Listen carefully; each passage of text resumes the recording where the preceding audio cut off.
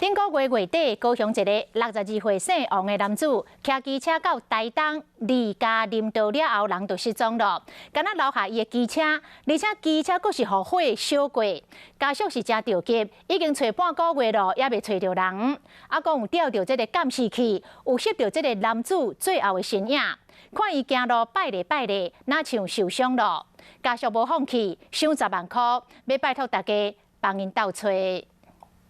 查某人躺车骹行路，搁一摆倒手摕钱包，正手摕槟榔碎。另外一个监视器翕到查某人伫路边的水道头啉水，搁家己行离开的画面。两段影片记录王先生上尾啊出现的画面。哭喊呐，然后下到差不多一半呐，然后用眼睛目测啊，就这样子啊。我有路都开到无路，我们也是走很多路，走很好几公里的路。我们也是找了2、3个礼拜的，一点消息都没有啊。所以请大家帮忙，谢谢。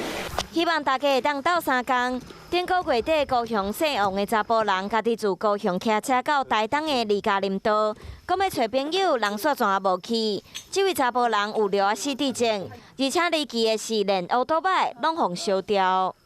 可能烧的时候他就东西拿出来丢，他的包包我在那边捡到的。机车烧甲干那剩骨架，查甫人的衫裤用品拢在地头骹，却无任何查甫人的线索。上局和离家顺手对伫规个山咧找，家属嘛找民间搜救队协助，搁出动搜救犬，犹原无任何王先生的下落。看到搜救工课嘛差不多告一段落，家属也是无放弃，轮流上山咧找，嘛发出10万块的奖金，希望透过更较侪民间力量，会使早一日传来好消息。